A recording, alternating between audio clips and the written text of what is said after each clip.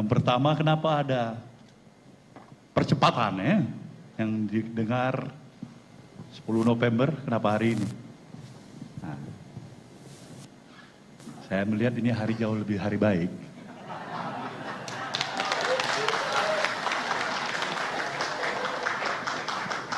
Sederhana. Lihat cahaya bulan, bintang, pikirkan penemuan, hari-hari baik. Ini kawan tanya, ada terkait dengan KPK nggak nih? Mana kita tahu? Karena yang setahu nggak ada kaitannya. Artinya sungguh-sungguh saya tidak ada melihat ada kaitannya antara Nasdem, pencalonan Bung Anies, kemudian KPK.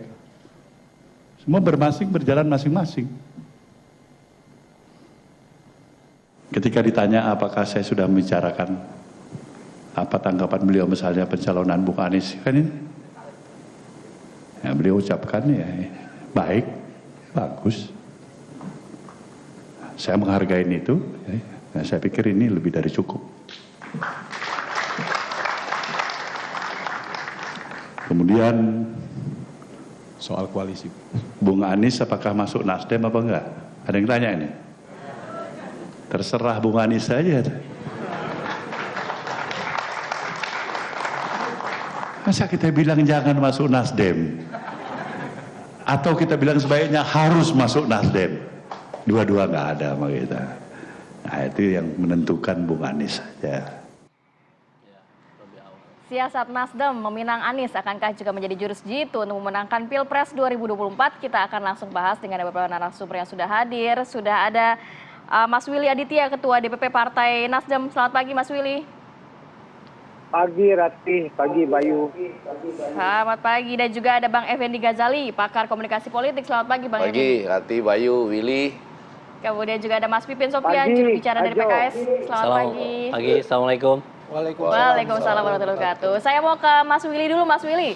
Ini akhirnya Nasdem meminang Anies Baswedan di antara nama-nama yang memang lainnya sudah keluar begitu ya. Kenapa akhirnya dipilih Anies? Kemudian banyak yang bertanya-tanya, ini kok rasanya kayak buru-buru begitu ya, belum sampai November, masih di Oktober. Anies juga masih menjabat sebagai Gubernur DKI Jakarta, belum lagi Anies masih kecantol lah ibaratnya dengan kasus Formula E. Kenapa akhirnya dipilih Anies, Mas Willy? Ya,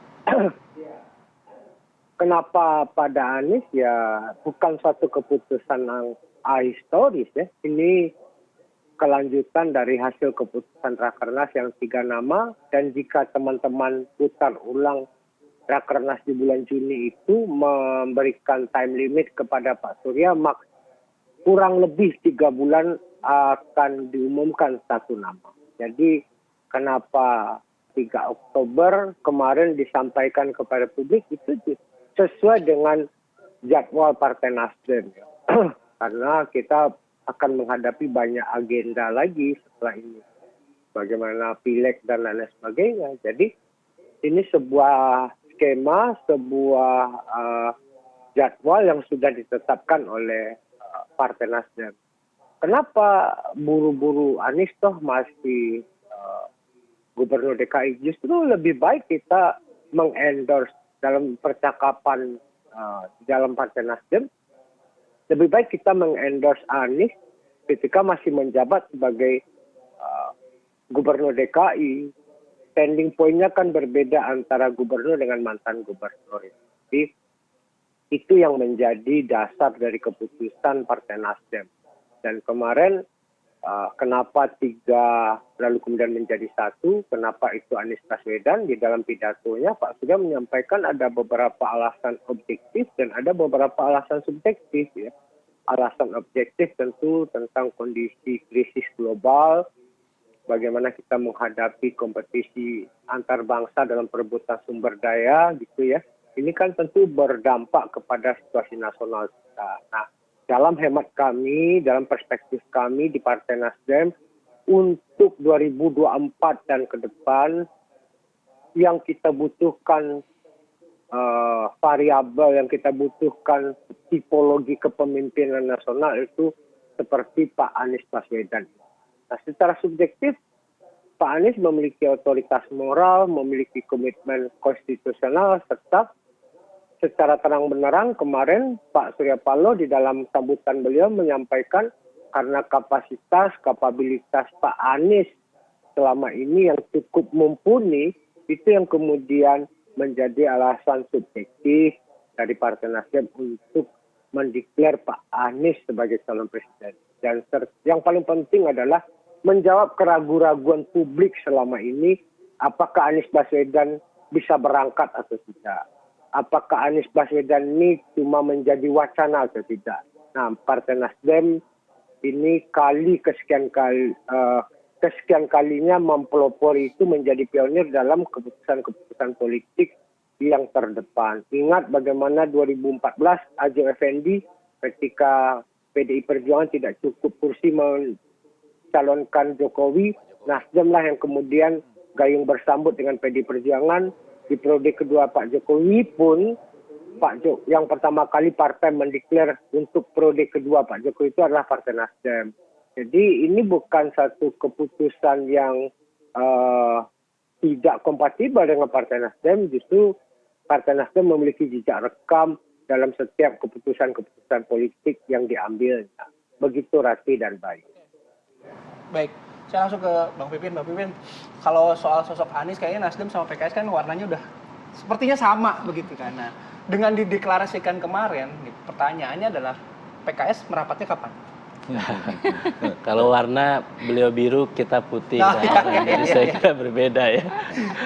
Tetapi yang pertama kami sampaikan selamat ya kepada Nasdem yang sudah berani untuk mendeklarasikan sejak awal. Dan kami melihat bahwa sebagai partai politik yang selama ini membangun komunikasi ya, menghormati pilihan Partai Nasdem untuk lebih awal dibandingkan partai-partai yang lain. Ya, saya kira itu karena memang ada perbedaan mekanisme di internal partainya masing-masing dan kami saling menghargai itu, saling menghormati itu. Dan kalau kita melihat pada sosok Pak Anies, memang ya kita melihat selama ini kita memandang Pak Anies adalah figur seorang pemimpin yang memiliki kapasitas untuk kepemimpinan nasional ke depan, nasional dan religius, kemudian sosok sebagai simbol perubahan.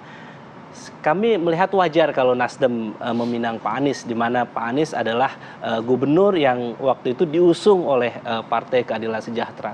Jadi bagi kami terima kasih dan mengakui kepemimpinan Pak Anies ya. Dan tentu kalau ditanya kapan PKS ya, kami mohon doanya lah semoga bisa segera nyusul. Tetapi tentu mekanisme di internal PKS melalui musyawarah majelis syuro akan menggodok nama-nama yang saat ini tidak hanya capres, saya kira nanti ada cawapres ya. Oke, 99% berarti sudah pasti ya? Ya saya kira musyawarah majelis syuro yang akan memutuskan ke depan. Oke, berarti kalau saya bacanya hanya terkendala saat ini masih soal mekanisme pengambilan keputusan di partai saja. Betul ya. Dan kita juga akan melihat siapa capres cawapresnya, apa programnya. Jadi saya kira itu yang perlu terus didiskusikan. Kira-kira agenda platformnya ke depan seperti apa. Dan kami membangun komunikasi dengan berbagai partai politik dan memang yang paling intens saat ini dengan Nasdem dan Demokrat. Nah, itu yang juga menarik ya. Nanti siapa yang kira-kira yang akan diusung menjadi cawapres dari Nasdem ya? Kita tunggu elaborasinya Bang Ege, tapi jeda dulu ya Bang ya. Oke, kami akan kembali sesaat lagi.